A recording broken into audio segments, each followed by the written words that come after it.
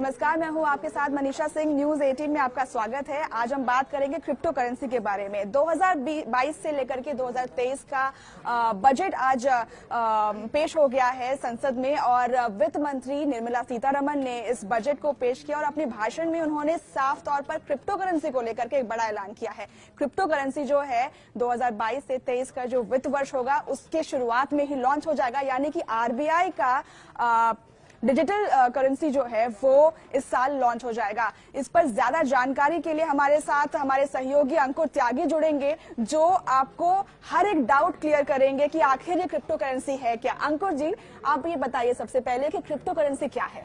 Basically crypto currency आज के time में ये बज़वर्ड है इंडिया में, और ये इसलिए है क्योंकि करीब 10 करोड़ लोग इसमें डायरेक्ट या इनडायरेक्ट तौर पर निवेश कर चुके हैं। तो अब सरकार के लिए सबसे बड़ी मुश्किल ये थी कि उन करोड़ों निवेशकों को एक रेगुलर सिस्टम में लाया जाए, उन्हें ये बताया जाए कि आप निवेश करें तो कहाँ करें।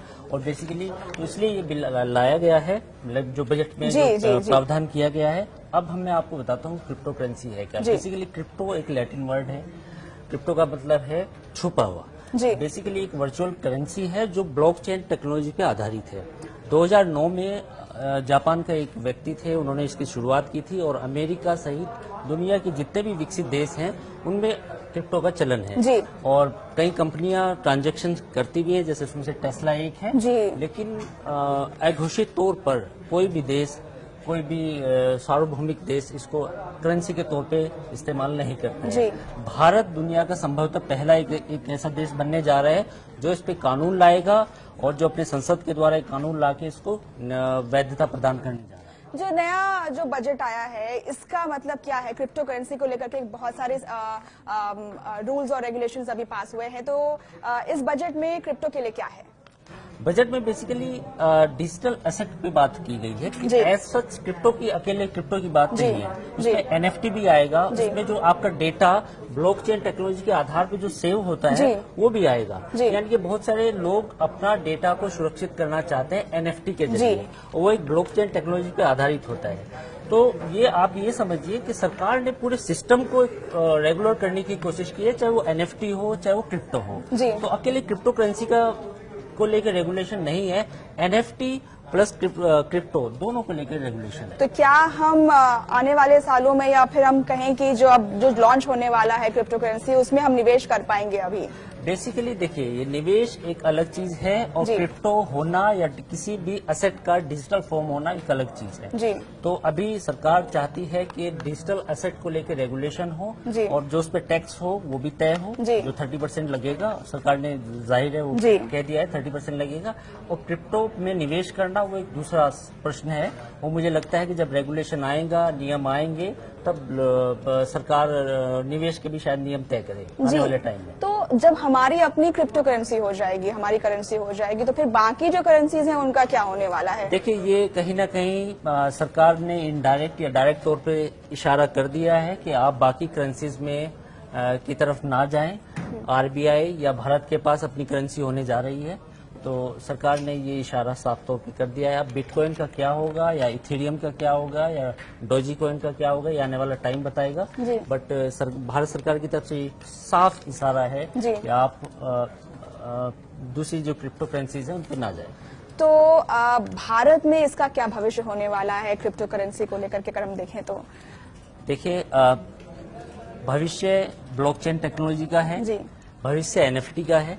तो ये भविष्य उज्जवल है। आने वाले सरकार, भारत हो या अमेरिका हो या बाकी देश हो, कभी ना कभी इस टेक्नोलॉजी का इस्तेमाल करना पड़ेगा, इस टेक्नोलॉजी पे आना पड़ेगा। वैसे ऑलरेडी काम हो रहा है, तो मुझे लगता है कि भविष्य के लिए भविष्य की करेंसी है। तो ये एक डिजिटल करेंसी है जो थोक के भाव में जो हम मतलब कहीं पे पैसे रखते हैं, या फिर ये एक तौर पर एक अच्छा मूव कह सकते हैं हम सरकार की तरफ से है ये क्रिप्टो करेंसी को लेकर? ये एक अच्छा मूव है। आने वाले समय में जितने भी हमारे ट्रांजैक्शंस होंगे वो डिजिटल फॉर्म में अभी भी होते हैं, उसको रिकॉर्ड्स में रखा जा सकेगा, उसका रिकॉर्ड्स रखा जाएगा, उसका ट्रांजैक्शन कॉस्ट कम होगी, सबसे पहली बात। और हो सकता है कि एक वक्त ऐसा आए, बेसिकली ये भविष्य की बात है, एक वक्त हमारा ऐसा भी आएगा कि हमें लगेगा कि शायद हमें नोट छापने की जरूरत नहीं है, जी। क्योंकि हमारे पास सारी चीजें डिजिटल एसेट के तौर पे होंगी और जो हमारी करेंसी होगी वो भी डिजिटल होगी। तो मुझे लगता है कि शायद हम एक भविष्य की करेंसी है उस तरफ हम एक कदम बढ़ा रहे हैं। टैक्स को लेकर के ही बात हुई है आज के बजट सेशन में, वो क्या था,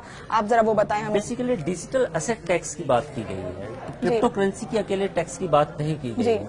और बेसिकली अभी सरकार वो जो सेक्टर है NFT या ब्लॉकचेन पे जहाँ पे हम लोग अपनी डिजिटल एसेट में निवेश कर रहे हैं, जी, वहाँ पे अभी उस सेक्टर को रेगुलराइज करने की जरूरत है। जी। अभी सरकार ने 30% जरूर टैक्स लगाया जी। है, लेकिन मुझे लगता है कि आने वाले टाइम में ये टैक्स कम होगा, क्योंकि जब भारत में इस टेक्नोलॉजी का अडॉप्शन ज्यादा होगा, यानी ज्यादा कंपनियां अपनी एसेट को डिजिटाइज करेंगी, तो मुझे लगता है कि आने वाले उस वक्त ये टैक्स रेट भी कम होंगे, रीजनेबल होंगे, और उस वक्त ये खतरा सरकार को नहीं लगेगा कि बिटकॉइन या इथेरियम या जो बाकी करेंसीज हैं वो टेक ओवर ना कर लें। तो सरकार को अभी खतरा नजर आता है, शायद उन्होंने इसके टैक्स का जो स्लैब है वो हायर रखा है। आपने अभी बात करी बिटकॉइंस की या फिर दूसरे कॉइन्स की आपने बात करी, तो बिटकॉइन से क्रिप्टो करेंसी कितना अलग है?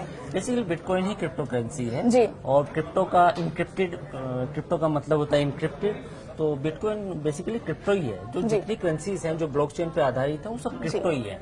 उनको चाहे उसका नाम बिटकॉइन हो, चाहे उसका नाम डोजीकॉइन हो, चाहे इथेरियम हो, और ये चाहे फिर RBI जो लॉन्च करेगा रूपी का डिजिटल रूप होगा, वो अभी नाम मालूम नहीं है, लेकिन शायद उसका भी नाम हो कोई, उसका रूपी कॉइन हो या RBI कॉइन हो, नेवर नोज, इंडिया कॉइन हो, वी नेवर नोज। तो ये आने वाला वक्त में पता चलेगा कि एग्जैक्टली उसका नाम क्या होगा, उस फॉर्म का जो रूपी हमारा होगा वो क्रिप्टो होगा, तो वो डिजिटल फॉर्म में उसका नाम क्या होगा। मैं श्योर हूँ कि दर्शकों को ना बिल्कुल एक ये सवाल तो जरूर खटकता होगा उनके मन में कि आखिर हम निवेश करें तो करें कैसे क्रिप्टो करेंसी में, तो उसका प्रोसीजर क्या होने वाला है, आखिर कैसे एक इंसान या फिर कोई भी क्रिप्टो करेंसी में। देखिए, निवेश को लेके अभी कोई साफ गाइडलाइन नहीं है, अभी वक्त लगेगा जब इंडिया में ये पूरी तरह सेक्टर रेगुलराइज होगा। जी। अभी सेक्टर भारत में रेगुलराइज नहीं है, जी। लोग निवेश कर रहे हैं, इसके बावजूद वो अमेरिका में बहुत सारे प्लेटफॉर्म है, ऑनलाइन भी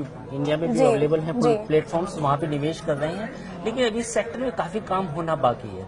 तो मैं ये अपने दर्शकों से यही कहूंगा कि अभी निवेश के लिए बाकी इंस्ट्रूमेंट्स हैं, बाकी ऑप्शंस हैं, बेहतर विकल्प हैं, क्योंकि क्रिप्टो का जो करेंसी का जो बेसिकली मॉडल है वो काफी वोलेटाइल है। उसमें जो गिरावट, उतार चढ़ाव आते हैं वो इतने भयानक होते हैं, आपको फंसने का डर होता है, खासतौर पे जो रिटेल इन्वेस्टर्स हैं।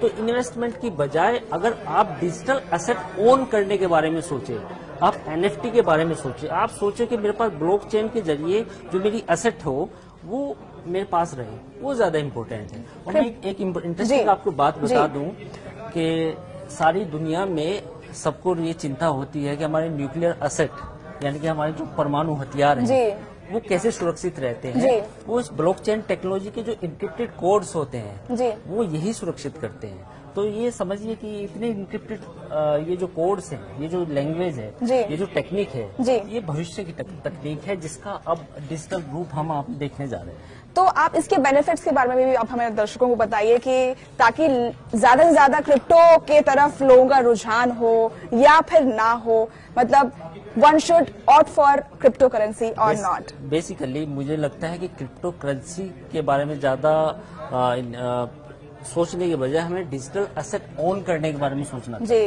यानी कि डिजिटल एसेट हमारे पास हो, यानी कि जो हमारे पास फिजिकल एसेट है उनको उसका डिजिटाइजेशन है, तो उस पर ज्यादा सोचना चाहिए। और आने वाले वक्त में मुझे ऐसा लगता है कि सरकार के नए नियम आएंगे। अभी तो बजट में केवल ऐलान हुआ है, बजट के बाद हमारे पास ये विकल्प होंगे कि सरकार की गाइडलाइंस आएंगे कि हम अपनी एसेट को डिजिटाइज कैसे कर पाएंगे, और जिसमें डिजी लॉकर भी होगा।